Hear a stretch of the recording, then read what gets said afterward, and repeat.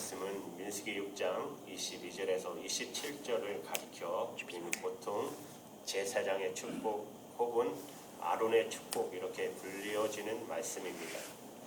본문은 여호와 하나님께서 지도자 모세에게 주셨던 말씀인데요. 그러나 모세로 하여금 앞으로 이스라엘 공동체를 영적으로 인도해 나갈 제사장 그리고 제사장의 후예들에게 그들이 축복할 때마다 이런 축복으로 축복하라고 이렇게 전달해 주신 말씀입니다.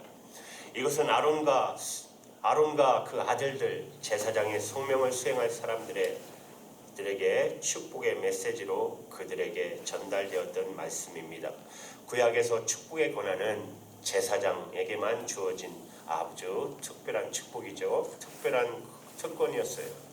구약 성전 예배 그리고 이스라엘의 해당 예배에서 여러 순서가 있었지만 가장 중요한 순서는 바로 축복하는 바로 이 시간이었습니다. 예루살렘 성전에서도 매일 아침 제사가 끝날 때 제사장이 이제 예루살렘 성전의 돌 계단에 서서 성전을 빠져나가는 성도들에게 두 손을 들고 그 백성들을 바로 이 기도문으로 축복한 것입니다. 여기서 바로 개신교의 축도가 유래한 것입니다. 그런데 신약시대에 와서는 이 제사장의 개념이 넓어지지 않습니까? 종교개혁시대의 개혁자들이 성경을 읽으면서 발견한 가장 놀라운 진리 가운데 하나는 모든 성도가 제사장이라는 사실이었습니다. 그래서 엄밀하게 말하면 신약시대에 와서 이 축복의 권한은 모든 성도들에게 나누어지게 된 것입니다. 어떤 분들은 목사님의 축복권을 말씀하는데 그러나 신약 성서적으로는 맞다고 생각하지는 않습니다. 모든 성도들이 누구에나 축복의 말씀을 우리의 이웃들을 축복할 수 있는 그런 특권을 우리 모두 누리게 된 것입니다.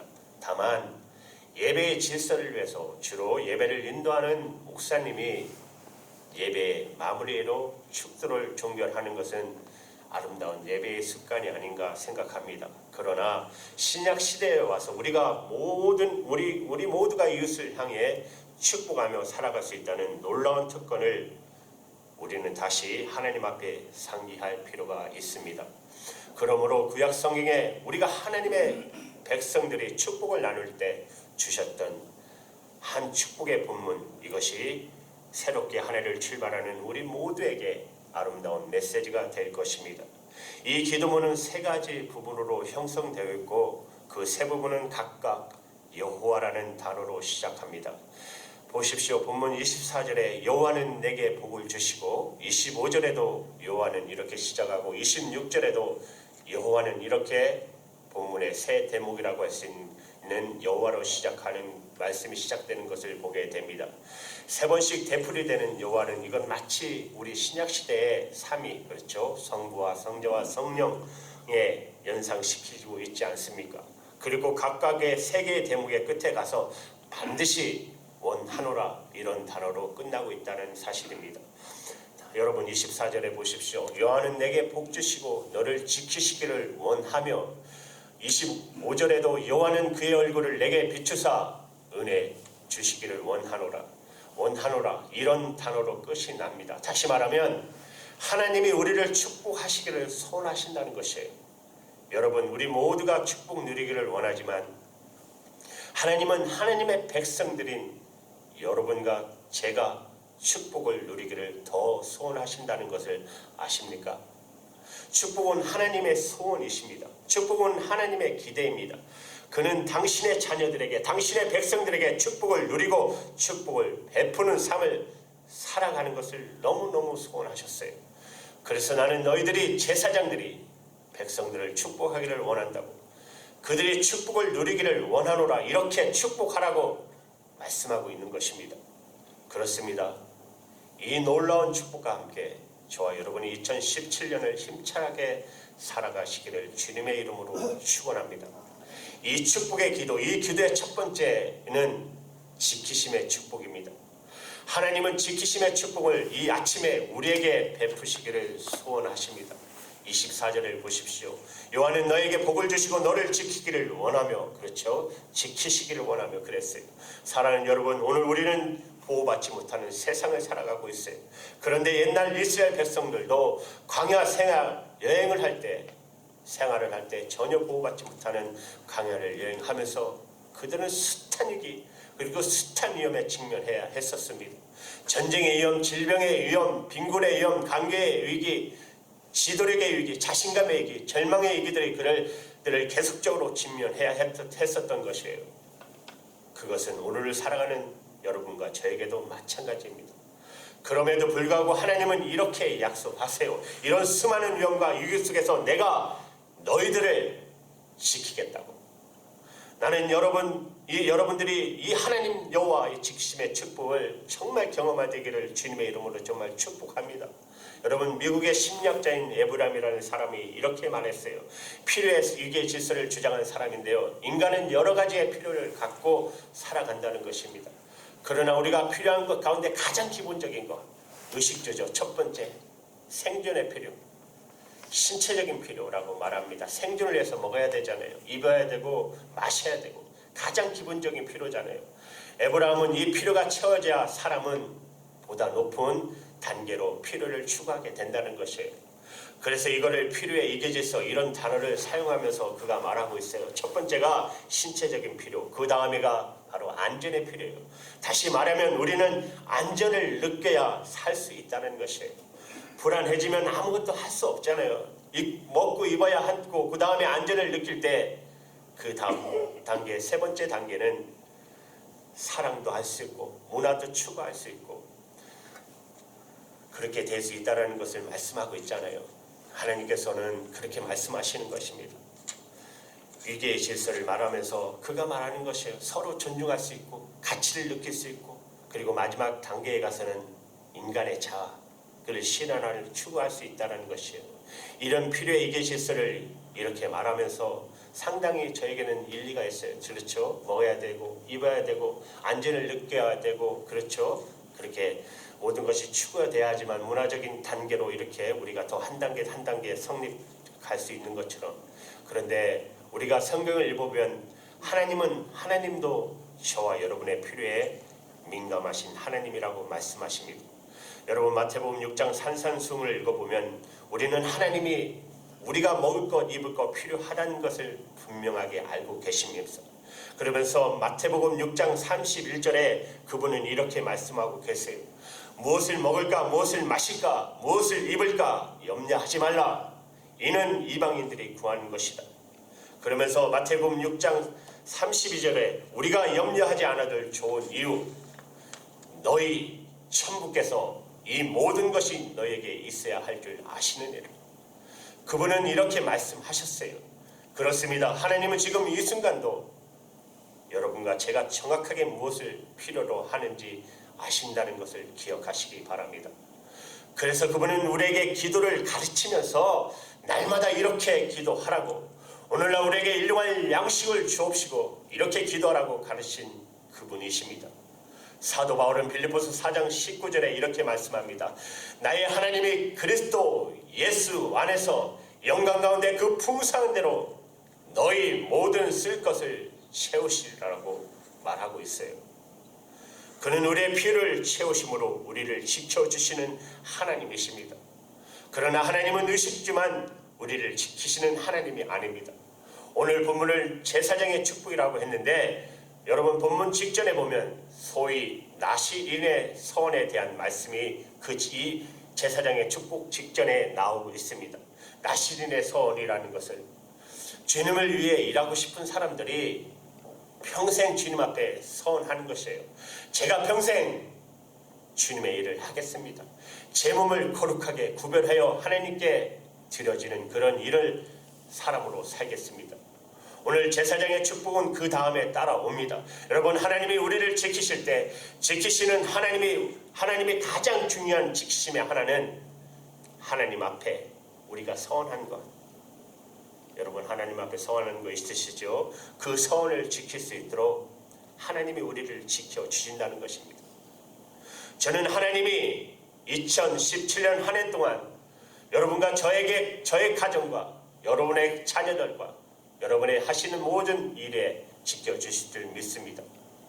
그러나 한 걸음 더 나가서 여러분 어제 송구 영신 예배 때 주님 앞에 마지막에 결심하신 거 있죠? 제가 소원을 아뢰라고 하셨죠? 여러분과 제가 소원한 거 있잖아요. 함께 그것을 위해서 기도하셨죠? 그것을 하나님이 지켜주실 것입니다. 소원은 함부로 하는 거 아닙니다. 하지 말라고 성경에 분명히 말씀하셨어요. 그러나 신앙생활 평생 하면서 소원도 한 번 안 했다면 저는 그것도 정상적인 신앙생활이라고 생각하지 않아요. 신앙의 감동이 내 마음속에 있는데 우리는 자연히 그럴 때 이런 소원 하게 되지 않습니까? 하나님 정말 저 한번 축복해 주세요.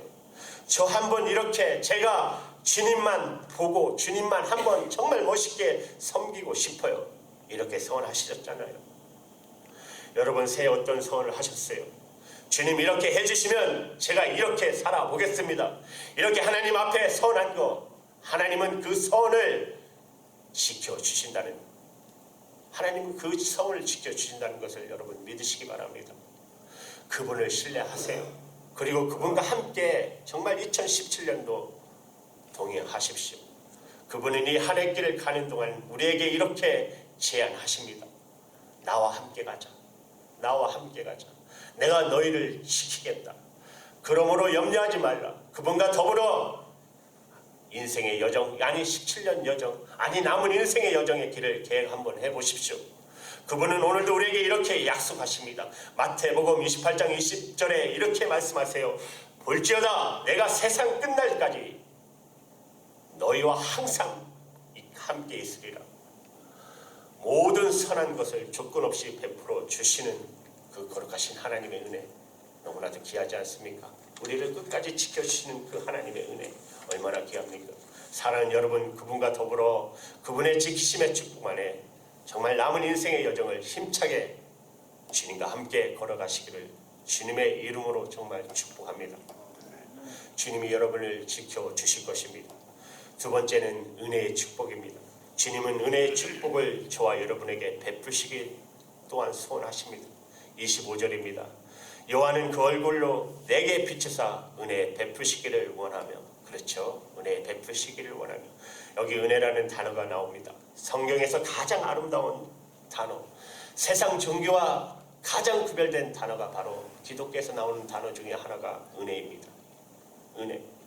다른 모든 종교와 차별화시키는 가장 놀라운 단어, 바로 은혜라는 단어잖아요.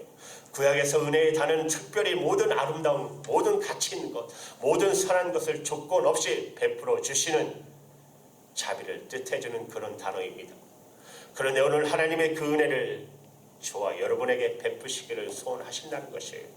그렇다면 그 은혜를 받아 누리시기를 여러분 바랍니다. 그 은혜를 어떻게 베풀시기를 원하신다고 말씀하고 계세요. 25절 말씀을 보시면 여호와는 그 얼굴을 내게 비추시며 그러면서 은혜 베푸시기를 원하며 그렇게 말씀하십니다. 여러분 혹시 하나님의 얼굴을 여러분 상상해 보셨습니까? 아마 상상하셨을 거예요. 하나님이 나보고 하나님이 나보고 어떤 인상을 지으실까? 여러분을 보시면 어떤 인상을 지으실까? 한번 상상해 보셨습니까? 때로 우리가 범죄했을 때는 하나님의 얼굴이 두려운 얼굴로 영상될 수가 있습니다. 두려운 얼굴로. 그러나 보편적으로 성경이 그리고 있는 하나님의 얼굴은 그런 모습이 아닙니다. 오늘 본문에 나타난 은혜 주시길 원하는 하나님의 모습은 어떤 모습으로, 어떤 인상으로 우리에게 다가오실까요? 여러분, 때때로 우리의 자녀들이 여러분 얼굴에 근심이 띄게 되면 부모가 더 가슴이 아프잖아요. 자식보다 더 아픈 가슴. 제가 왜 그럴까? 제가 무슨 일이 있을까? 가슴이 내려앉는 그런 거 느끼잖아요. 그렇죠? 그런데 자식이 화나고 밟을 때 어떤 느낌을 받으세요? 여러분도 기쁘잖아요. 얼굴도 환해지잖아요. 좋은 일이 있으면 자녀에게. 그렇습니다. 여기 하나님의 얼굴이 비춘다는 것은 그의 얼굴의 빛을 비추는 그 순간, 그 얼굴의 빛에 반사받아서 자녀된 우리들의 얼굴이 밝아지고 환해지는 그런 모습을 영상해 보십시오. 하나님의 그 거룩한 빛 때문에 우리가 밝아진다는 것입니다. 하나님은 오늘 당신의 얼굴을 비춰주시며 여러분과 제가 하나님의 은혜 속에 들어가기를 소원하시는 것입니다. 지금 이 순간 주님은 이 그 아름다운 미소를 지으면서 우리를 향해 웃음을 지으시면서 우리에게 다가오십니다. 마치 선하고 인자한 부모님들의 자녀를 향해서 미소를 지으면서 쳐다보는 것처럼 우리 하나님이 오늘 이 시간에 은혜를 준비하시고 은혜를 주시려고 우리를 바라보는 그 하나님의 얼굴을 연상 한번 해보십시오. 여러분, 이런 하나님의 은혜를 경험하면 어떻게 될까요? 하나님의 얼굴빛이 내 마음을 따뜻하게 할 때 내가 은혜를 경험하면 어떤 일이 생길까요? 여러분, 스데반 아시죠? 자기를 향해 돌을 치고 돌매질 할 때 그 얼굴이 환하게 주님의 얼굴처럼 천사처럼 환해졌어요. 천사의 얼굴이 되는 것입니다. 우리 얼굴이 천사의 얼굴이 되는 것을 여러분 믿으십시오. 그 거룩하신 빛에 우리가 받으면, 여러분, 우리가 하나님의 은혜를 받으면 우리의 얼굴이 어떻게 될까요? 은혜의 얼굴이 될 줄 저는 믿습니다. 은혜의 얼굴로 변하게 될 것입니다. 은혜의 얼굴로 우리가 살아가게 될 것입니다. 우리가 하나님의 은혜를 받으면 은혜의 얼굴이 된다고 저는 확신합니다. 여러분, 하나님의 은혜가 임할 때, 기쁨이 충만할 때 성령이 내 마음속에 역사하는데 어떻게 그 은혜 받은 얼굴이 감춰질 수가 있습니까? 어떻게 하나님의 거룩하신 빛을 받은 우리가, 그래서 여러분 은혜를 받으셔야 합니다. 이 하나의 길 은혜 받아 출발하시기를 바랍니다. 과거의 교회 역사의 사막 교부 시대에 한 수도자가 이런 기도를 했어요. 하나님, 제 마음이 사막과 같아요. 은혜를 좀 주십시오. 은혜의 비를 내려 주십시오. 그러면 이 사막에 은혜의 강이 흐를 것입니다. 그러면 또한 은혜의 꽃이 이 강에 피어날 것입니다. 이 하나의 길 정말 하나님의 은혜 받아 은혜의 꽃을 피워내는 그런 하나의 길을 되시기를 축원합니다. 은혜의 축복을 받으시기 바랍니다. 오늘 본문에 나타난 축복의 기도문, 이 기도문의 마지막 세 번째는 평강의 축복입니다. 평강의 축복. 마지막 세 번째 26절에 보시면 여호와는 그 얼굴을 내게로 향하여 드사 평강 주시기를 원하노라 그렇게 말씀하셨어요. 여기 평강이라는 히브리어 단어는 여러분 잘 아시죠? 살룸입니다. 영어로는 피스고 우리말로는 평강 이렇게 번역되어 있죠. 이 살룸이라는 단어는 단순히 마음의 느낌이 편하다, 내 마음이 편하다 이런 차원의 평화를 뜻하는 말이 아닙니다. 이것은 삶의 모든 영역, 삶의 모든 관계, 삶의 모든 심층 속에 파고드는 하나님의 건강, 하나님의 생명으로 충만한 그런 상태를 살롬 이렇게 말합니다. 우리의 육체도, 우리의 마음도, 우리의 가정도, 우리를 둘러싸고 있는 내 모든 인간 관계 속에 하나님이 주시는 활력, 하나님이 주시는 기쁨이 넘쳐 흐르고 있는 하나님의 에너지로 채워진 상태, 건강한 상태, 그런 상태를 살롬 이렇게 말하는 것입니다. 이 살롬은 삶의 능력이요, 평강은 삶의 보람이잖아요. 평강은 삶의 의미일 것입니다. 평강 없이 한순간도 우리는 진정한 삶을 살아갈 수 없어요. 그래서 이 인사는 깊은 우리에게 신학적인 의미를 담는 너무나도 심한 인사인 것입니다. 살롬, 여러분 이런 마음속의 모든 바람과 갈망을 담아 여러분 옆에 있는 분에게 말씀해 보세요. 선포해 보십시오. 평안하십시오. 해보십시오. 평안하십시오. 평안하십시오. 평안하십시오. 살롬, 얼마나 아름다운 축복의 언어입니까? 그런데 이 평화의 축복, 살롬의 축복을 주시기 위해서 하나님이 어떻게 하신다고요? 오늘 26절 보시면 여호와는 그 얼굴을 내게로 향하여 드사, 얼굴을 드사 평강을 주시기를 원하노라 그렇게 말씀해요. 그런데 여기 평강을 주시기 원하노라 그러면서 얼굴 드신다는 단어가 나오는데, 여러분 이 단어가 창세기 19장 21절에는 같은 뜻인데 다른 게 번역되어 나오는 것을 보게 됩니다. 창세기 19장 21절은 하나님의 천사가 롯에게 나타나는 사건입니다. 그리고 롯을 향해서 이렇게 축복합니다. 그가 그에게 이르되, 하나님의 천사가 롯에게 하는 말이죠. 내게 이래도 내 소원을 들었은즉, 내 소원을 들었다는 말을 다른 말로 직역하면 내 얼굴을 들었다는 말입니다. 아니 손을 들었다는 말이 왜 얼굴을 들었다는 말로 표현됐을까요? 여러분 이런 광경을 한번 상상해 보십시오. 여러분 여러분이 오늘날 사랑스러운 여러분들의 자녀를 바라볼 때 자녀가 부모에게 뭐 좀 해달라고 요청할 때 그 자녀가 너무 사랑스러워서 여러분 이렇게 밑에 보고 말하지 않습니까? 너무 사랑스러워서 이렇게 인자한 모습으로 얼굴을 들고 너무 사랑스럽게 바라보는 모습, 내 소원을 들었다. 바로 이런 표현이에요. 하나님이 우리의 소원을 들었다는 것이 하나님의 얼굴을 들어서 그래 너 나의 자녀지 내가 너의 소원을 들어줬다. 내가 얼굴을 들고 하나님의 하는 미소로 그렇게 말씀하셔요. 오늘 본문의 표현이 얼굴을 들었다. 우리의 소원을 듣고 평강 주시길 원하시는 하나님, 그분이 저와 여러분의 하나님이신 것을 믿으시기 바랍니다. 오늘 하나님의 얼굴을 들어 여러분과 저를 축복하십니다. 얼굴을 들어 우리의 소원을 듣고자 하십니다. 그렇다면 우리가 하나님의 얼굴을 구함이 마땅하지 않겠습니까? 성경에서 하나님의 얼굴을 구한다, 하나님의 얼굴을 찾는다, 이런 말을 종종 하나님의 능력을 구한다는 말과 여러분 동의어로 쓰여지는 거 아시죠? 시편 105편 4절을 보면은 이렇게 말해. 여호와의 그 능력을 구할자다. 여호와의 그 얼굴을 구할자다. 항상 구할자다.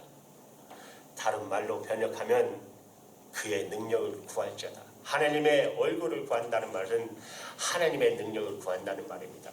얼굴을 드셨다는 말은 하나님의 능력을 우리에게 나누어 주시고자 함입니다. 하나님의 능력이 우리의 축복의 근원이십니다. 하나님의 능력이 우리의 평강의 근원이십니다.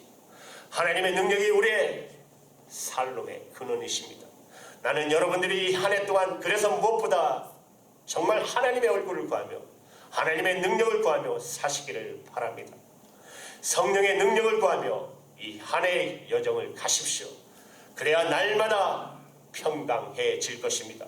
평강으로 충만한 한 해가 될 것입니다. 그 평강이 너무나 넘쳐 이웃에게도 나눠주며 사시기를 여러분 간절히 바랍니다. 그런데 우리가 이런 평강을 축복을 누리는 중요한 하나의 조건이 있습니다. 전제 조건이 있어요. 이 축복은 하나의 조건을 전제로 합니다. 오늘 본문 제사장의 축복의 본문 그 앞에 아까 말씀드렸듯이 선언되었던 구절이 바로 말씀이 나시린의 서원과 관련이 있다라고 말씀드렸어요. 하나님 앞에 나시린이 서원하잖아요. 주님, 제가 구별된 삶, 깨끗한 삶을 살겠습니다. 그리고 하나님 일 해보겠습니다.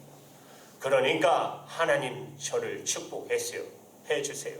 그렇다면 사랑하는 여러분, 우리가 하나님의 축복을 받아 누리기 위한 전제가 뭘까요? 구별된 삶입니다. 구별된 삶.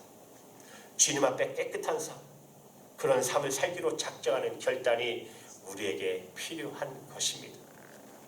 사랑하는 여러분, 하나님이 기뻐하시는 구별된 삶을 살 때 비로소 하나님의 모든 축복이 이 한 해 동안 충만하게 임할 것을 믿으시기 바랍니다.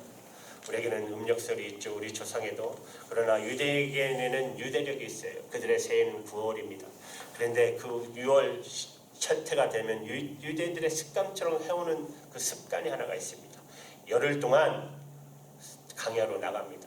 텐트를 치고 거기 가서 참회의 기도를 시작합니다. 열흘 동안 아무것도 안 하고 그냥 거기에서 자지도 않고 계속 회개하면서 하나님 앞에 한 해 길 시작해요. 마지막 열흘 되는 날 빵을 가져가서 강물에 다 풀어요. 풀면서 이제 회개했던 것을 다 잊어버리기 시작하는 겁니다. 그러면서 한 해 길을 시작하는 것입니다. 여러분 이제 한 해 들뜬 마음도 좋지만 여러분에게 부탁합니다. 이 한 해 길 가시기 전에 꼭 일주일만이라도 여러분 새벽에든 저녁에든 하나님 앞에 나아가십시오. 작정하시고 그리고 기도하십시오. 그리고 여러분의 있던 모든 죄를 빵을 뜯는 심령으로 강이 흘러내오는 심정으로 다 회개하십시오. 그래야지만 하나님의 거룩하신 축복이 우리에게 임할 것입니다. 그것이 바로 구별된 삶입니다. 그것이 바로 거룩한 삶입니다. 하나님이 우리에게 축복하시고 싶은데 전제 조건은 바로 여러분이 진정 하나님 앞에 나가서 회개하며 이 한 해 길을 시작하는 것입니다. 여러분 하나님의 축복이 그런 축복이 가득 넘쳐나기를 주님의 이름으로